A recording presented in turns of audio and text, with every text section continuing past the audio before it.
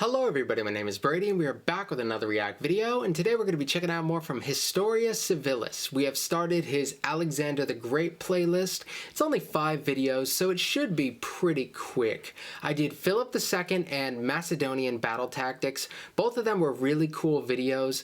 Philip II, I think that was a great first impression to him, and then the Macedonian battle tactics thing, yeah, I've seen stuff like that go on in battles that would occur after this, but to understand how revolutionary some of that stuff was at the time, there are a lot of things that I might take for granted as a historian who takes on more of the modern stuff. I barely touch anything B.C.E. Like, it's so much to the point when picking this video, I almost picked the video out of order because I'm so used to like having the numbers count up. I was like, oh yeah, that's the first video, it has the lowest number, but no, that's the later video we're doing, or this is old stuff. So I just thought that was a funny little blooper. I had the video queued up and I'm like, wait a second, BCE, I picked the wrong video. So today we're going to be doing Alexander the Great, the Balkan campaign, 336 to 335 BCE, which should be pretty cool. I've heard about this, I know that it's important, but I am not sure what to expect. It's 20 minutes, so this is going to be a decent length video, so buckle in, because we're about to go in.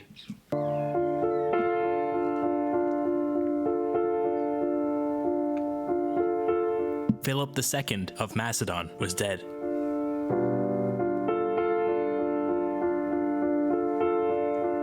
In situations like this, the line of succession was never a sure thing, but for the moment, Philip's son Alexander stood well positioned to take his father's crown.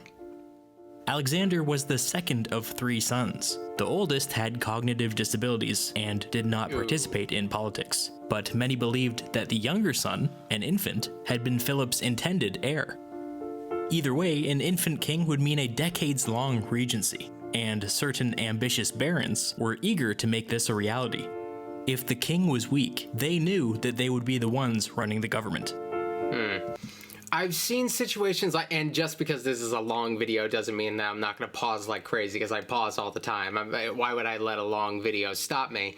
I've seen situations like this in various other civilizations that have like this line of succession issue, and you have like the young kid being taken advantage by other people around him. Sometimes it's an ambitious uncle, sometimes it's just other people who are kind of like lacking the means to ascend to like something higher, so they end up using this as an opportunity to exercise influence that they otherwise would not end up having. So yeah, this is rather familiar. I'm curious. Alexander seems sneaky. Like they tease that like maybe he assassinated him, we don't really know, or he had him assassinated or whatever.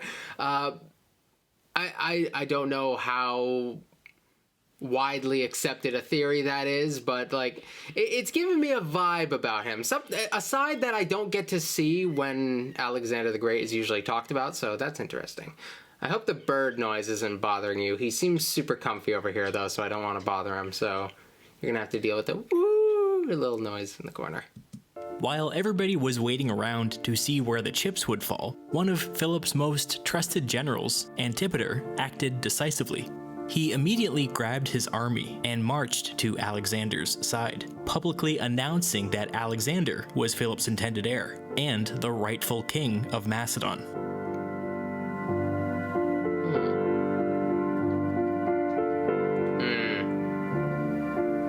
With Antipater's endorsement, other prominent generals began to rally to his side. Before too long, a majority of the Macedonian military was openly supporting Alexander. The plot to place an infant on the throne died in the crib, so to speak. I mean, let's say he did have something to do with his father's death. I assume, like, if he were to conspire to do such a thing, he would probably coordinate a little bit. I know it's like easier to keep a secret if as few people as possible are involved, but he has to know what he'd want to do when this question comes up. If there's any question about whether or not he is going to ascend to the throne. He needs something in place there. So if he were to coordinate perhaps with like a popular general, like maybe that would help me. I get to put my conspiracy theory hat on right now because like this is something I don't study, and I get to just kind of like play around with it in my head. So I'm kind of having fun. The next several months were a flurry of activity, and when the dust settled, 3 things had changed. First, Alexander had taken all of his father's strongest supporters and appointed them as advisors. Second, after getting some guarantees from Alexander, Macedon's largest barons were happily sitting on the sidelines. Third, Philip's infant son and Alexander's potential rival was dead. It's fair to say that he died under suspicious circumstances. Oh yeah. Oh god. Oh no. As king, Alexander's first act was to announce the abolition of all taxes. Going forward, the Macedonian state would rely solely on the income generated from mining and conquest. This made his barons very happy, and may have been one of the conditions of their support. His second act was to abolishing taxes. Like, taxes are something that we just like, nobody likes taxes, but we kind of get the need for them. But like that, I guess the fact that he's going to be leaning so heavily into conquest, I guess that would both inspire him to conquest for a more aggressive conquest, and it would make people happy. But like, that's an interesting system. I've heard plenty of like amateur economists like talking about like these like fun little idealistic economic systems and things we could do instead of taxation, but there's always kind of an abstract element to it, and maybe there are some systems in which that can work. I'm curious to how well this is going to work. One thing I know about Alexander the Great is that his empire doesn't really last that long after he's gone, but I don't know that much about his time governing, more his time conquering, but even not as much about that. As like a governor, I've heard arguments that he wasn't as good as he's made out to be, but a lot of that is just the foundation that he left behind for his empire, and the empire that doesn't hold up, so obviously there's kind of room to critique there. Publicly pledged that all of Philip's laws and edicts would be upheld. This made the old guard in the military very happy, and may have been one of the conditions of their support. It's always interesting how the crown comes with its own constraints. Indeed. Now that Macedonian power was consolidated, the new king needed to figure out where he stood with the Greeks. As Philip's heir, the title of Greek hegemon was his by right, but whether or not the Greeks would honor this title remained an open question. Alexander grabbed 3,000 cavalry and rode south.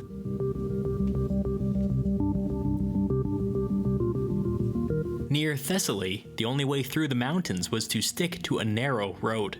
When Alexander and his cavalry attempted to cross the mountains, they discovered that the Thessalians had mobilized their army and were blocking the way.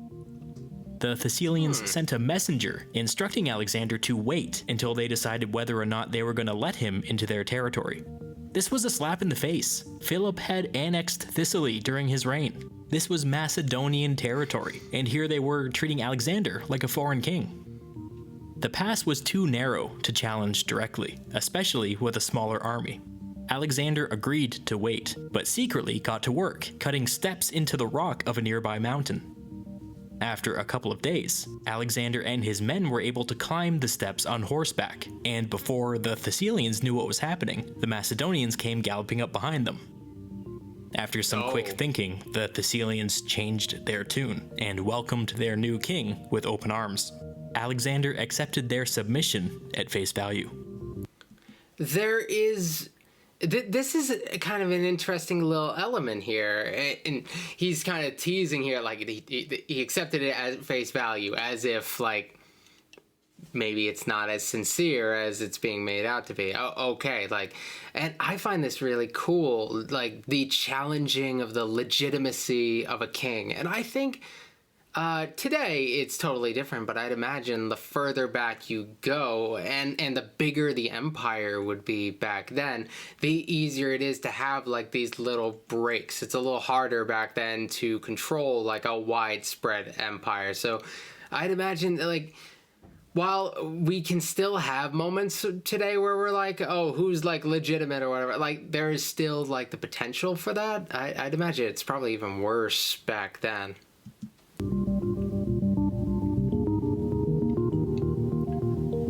As Alexander continued marching south, ambassadors from various Greek city-states showed up to reaffirm his status as hegemon.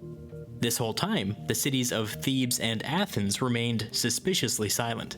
But when they heard that Alexander was marching south with an army, they reluctantly acknowledged his status as their de facto ruler. The Spartans took pride in standing up against Macedonian hegemony. They sent Alexander a message, saying that it is not in our father's practice to follow others, but rather to lead them.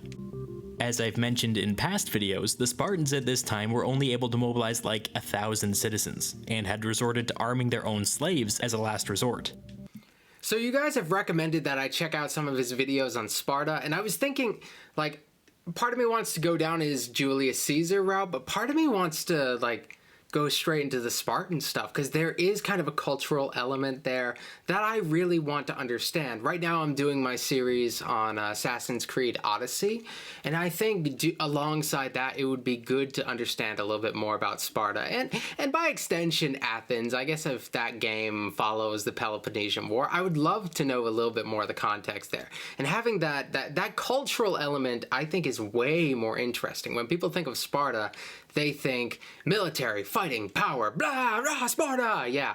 But I personally think there's like a really deep culturally, like the culture is like so strongly ingrained in them. There's some civilizations like that, how seriously they take their culture can like vary. Most people like care about their culture or whatever, that's fine, but there's something about Sparta that was like, the indoctrination was strong. And I know indoctrination is like a loaded term, but by definition I think it works here.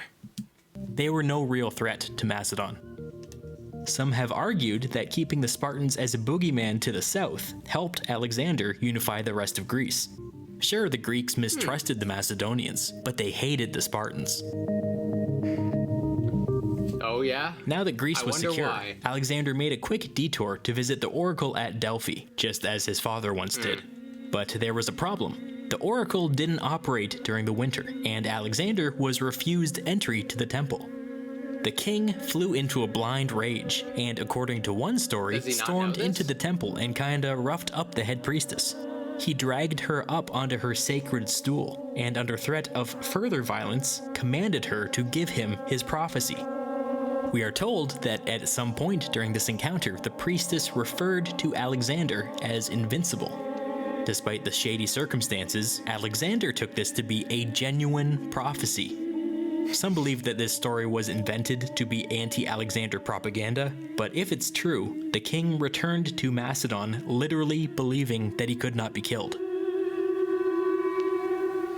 While this oracle element is another piece of like broader Greek culture that I am very curious about, and I wonder if he has any other videos that go over this, because the significance of that, like they clearly seem to buy into this. Whether or not this is a genuine story or not, from what I know about Alexander the Great, he was inherently a very aggressive dude. I find it hard to believe that he wouldn't know that the oracle didn't operate during that time. I feel like he would at least be aware of that portion of things. So if he did go in there, then yeah, he probably went in there, I would assume, knowing that they don't operate it, and with the intention of getting his prophecy anyway, I think, right? While Alexander was busy consolidating power, the Macedonian hinterlands rose up in open rebellion.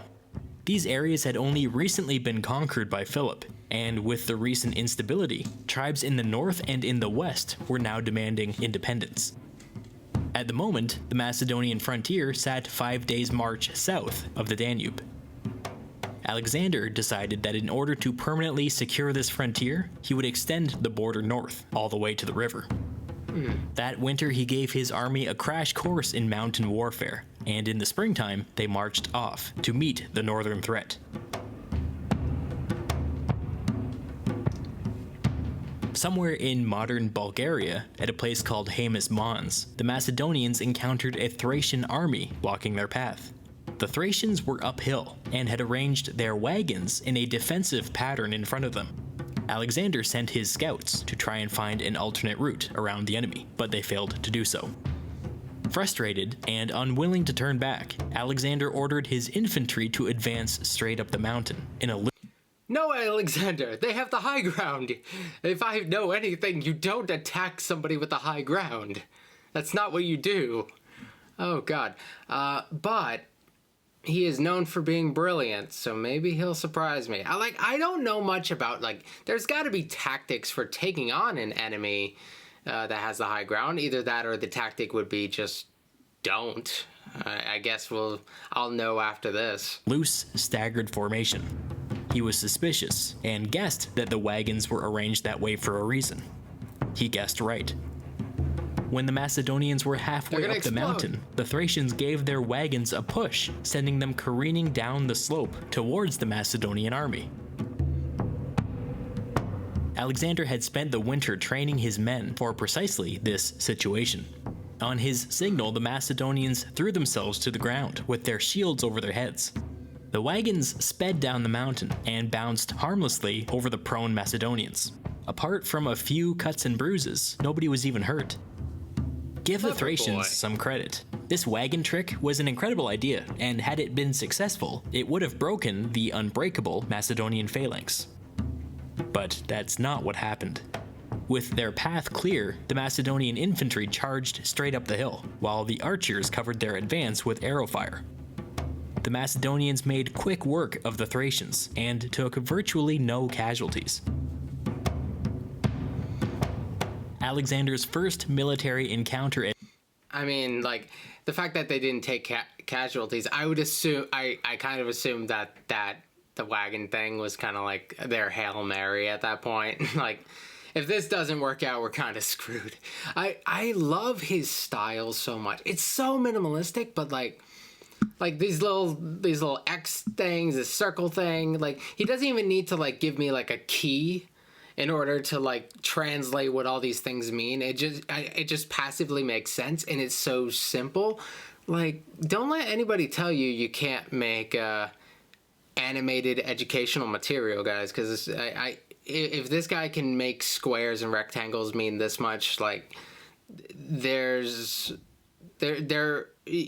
more than just the artistic element to it. It's just kind of knowing how to tell a good story.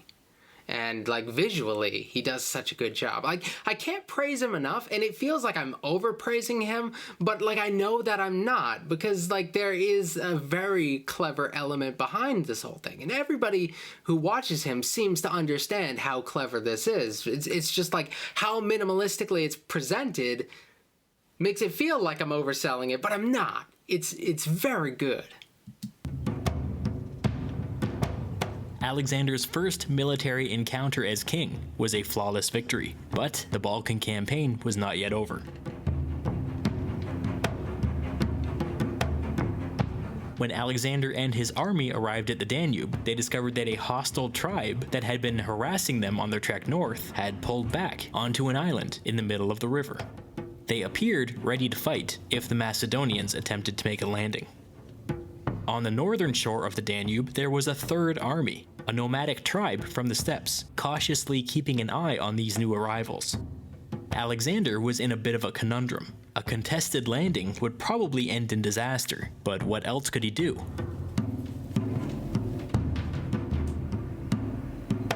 He had an idea. He had his cavalry fan out and steal fishing boats from nearby villages. He kept the rest of his army busy by building crude rafts out of whatever material they could find. Under the cover of darkness, Alexander loaded a portion of his army onto his makeshift fleet and led them not to the island, but across the river.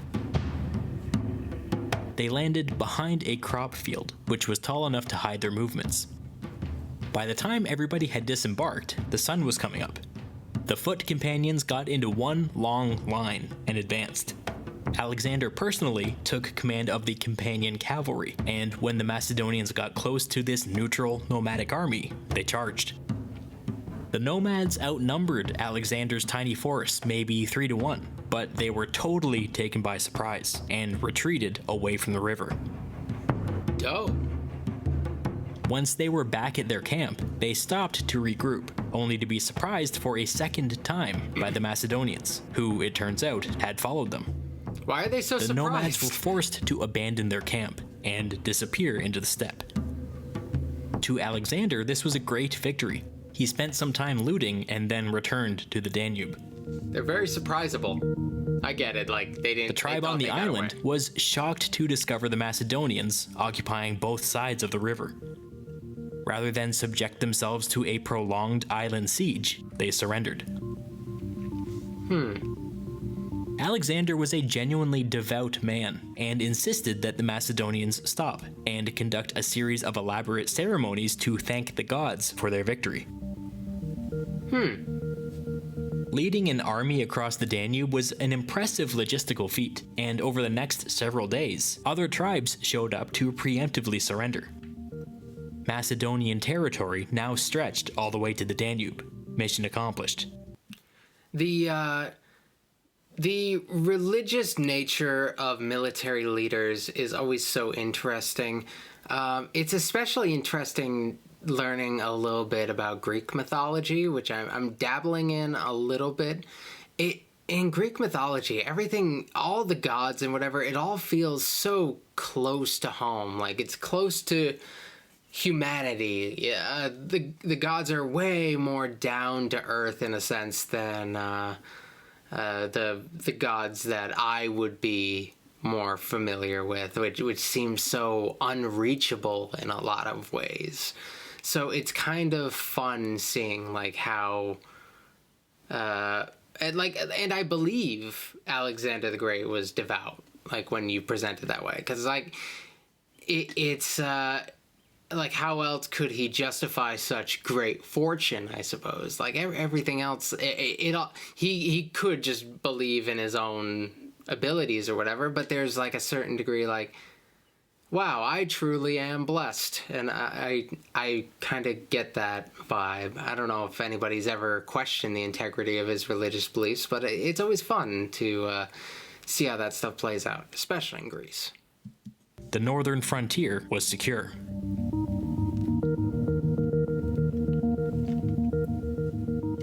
But to the west, Macedonian territory was still under threat.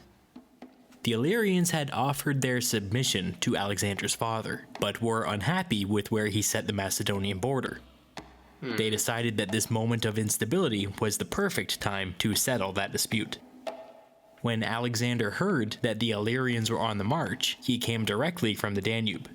He intercepted the Illyrian forces at a small fort called Pelium. The Illyrians were wise to make their stand here, because the fort was extremely well positioned. It was protected on 3 sides by steep hills, and on the 4th by a small river. This area was only accessible by a narrow path that cut through the hills. Alexander used this path to enter the valley, and settled in for a siege. In case you hadn't guessed, this was a massive tactical blunder.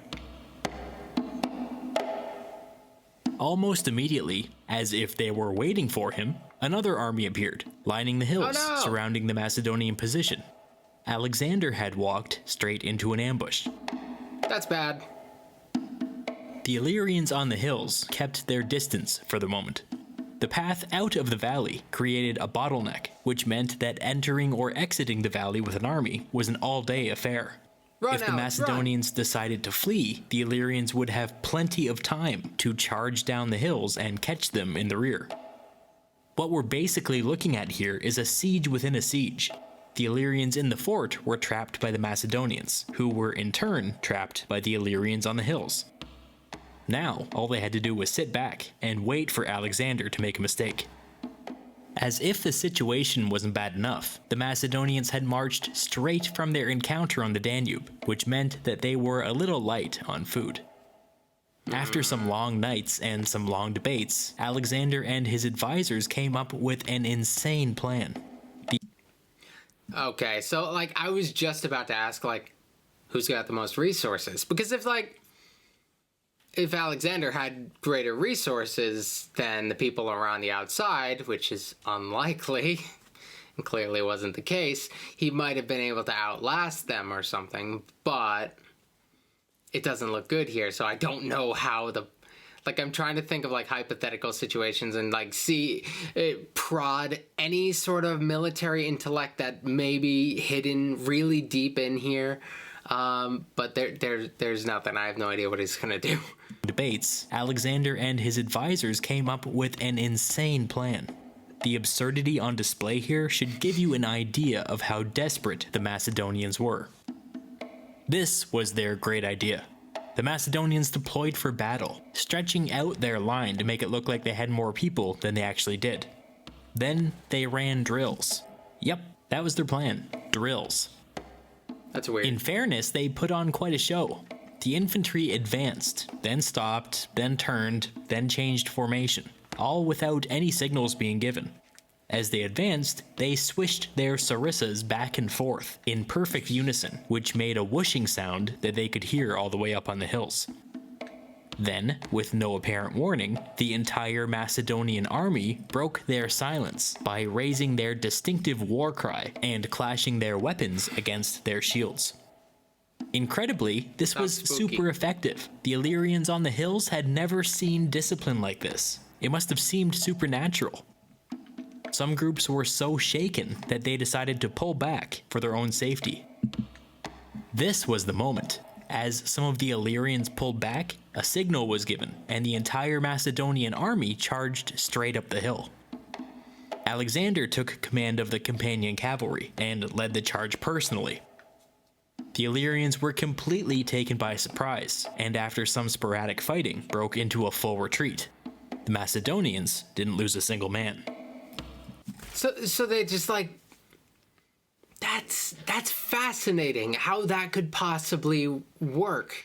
Like, I guess lacking the proper visual for that, I can't really appreciate how impressive they may have looked, but that sounds absolutely absurd to me, that drills just, like, it's just the intimidation that their drills radiated caused the enemy to, like, fall out and, like, open up vulnerabilities. That just seems absolutely insane to me. But, like, cool, but, like, it doesn't feel like that should have worked. Alexander had good reason to be pleased with himself. After walking into a terrible situation, he was able to walk himself out of it without suffering any consequences. Alexander was now in control of the valley, but the Illyrians were still somewhere just over the horizon, and his food problem remained the same as before. He still needed to figure out how to re-establish his supply lines. He left the companion cavalry and the archers up on the hills, while he pulled everyone else back to the river. After some thought, he decided that a river crossing would actually be faster than funneling everybody through the narrow pass. The elite shield bearers crossed first to make sure it was safe. The foot companions followed.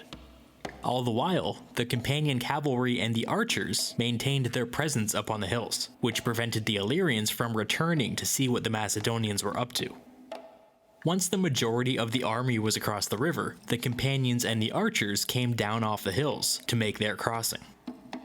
With the hills abandoned, the Illyrians returned, and immediately realized that there was a river crossing in process. They charged down the hills toward the Macedonian rear.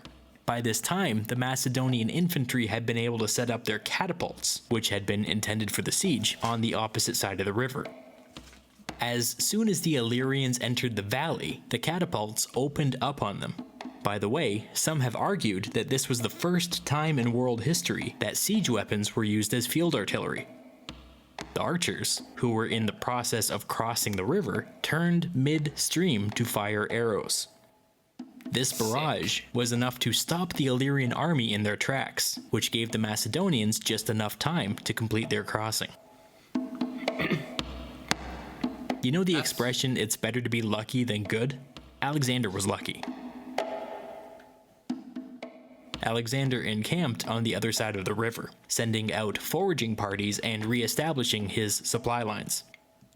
Yeah, so Alexander the Great at this stage has shown a lot of military promise here, but most of this hasn't really shown like this.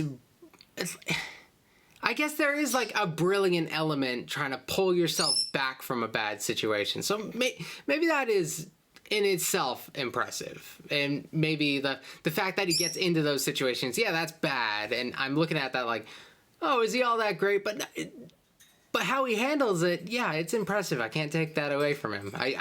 I'm cynical and I want to be critical, but there's a brilliance there that I can't deny. Now that he was able to receive food shipments, he had time on his side. After several days, he sent scouts back to the river to find out what the Illyrian army was up to. To his surprise, he discovered that they were doing nothing. The entire army was just lazing around, not even bothering to post guards or anything. They were acting like they had just won the war. This would not do. Alexander took his elite shield bearers and some archers and launched a nighttime raid back across the river. As expected, the enemy army was fast asleep, with no guards posted or anything. The shield bearers descended on the Illyrian camp, and before anybody even raised the alarm, the Macedonians were going tent to tent, killing Illyrians where they slept. By the time the camp was roused, people were already fleeing en masse. A huge portion of the Illyrian army was killed, and even more were captured. In effect, the Illyrian army was wiped out in a single blow. The next day, the besieged Illyrians in the fort surrendered. Sick.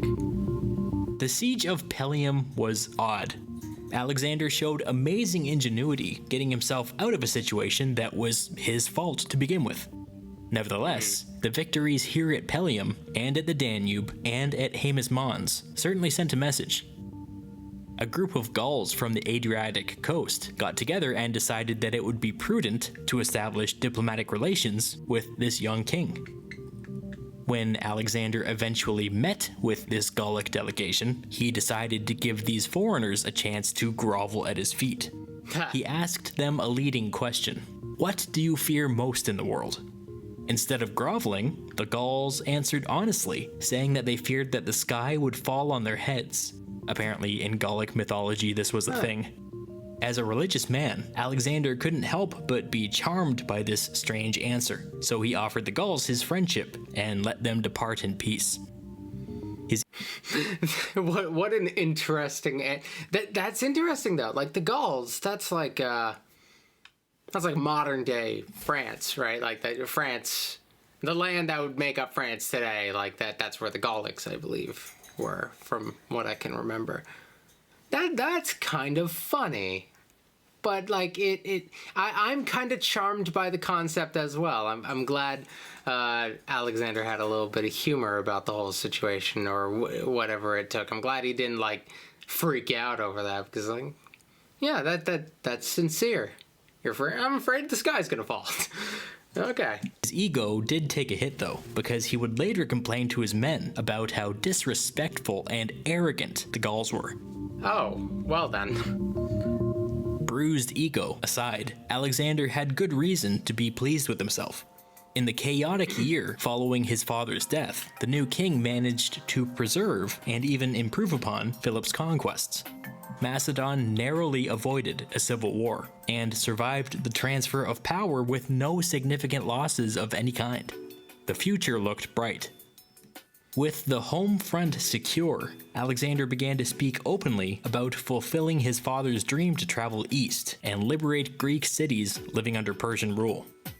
But if that was the goal, he would need the cooperation of the rest of Greece, and for the moment, their loyalty remained uncertain. Even Sparta? Okay, so 35, 35, 34. Okay, yeah, the destruction of Thebes will be our next stop on this journey. I'll try not to take as long in between episodes as I did before. It's just I have so many creators I want to check out, and all those extra history videos, there's like 300 of them, and I want to put a dent in those. So like, and I sometimes forget what series I've started and which ones I haven't, so please forgive my my poor scheduling. I should probably come up with a schedule thing, but most of my video making is decided like right before I record, so there's not a whole lot of thought put into that. But yeah, I will try to get around to this very soon. All right, so I hope you guys have enjoyed this series so far, because I think it's been really cool, and I'm looking forward to seeing what else Historia Civilis has. We've got, I think, 2 more, yeah, and in here, and then I guess I'll decide after that where I'm gonna go from there with this stuff. I think this has been really informative, and I hope that it continues to be. So thank you, and I will see you guys tomorrow with another video. All right.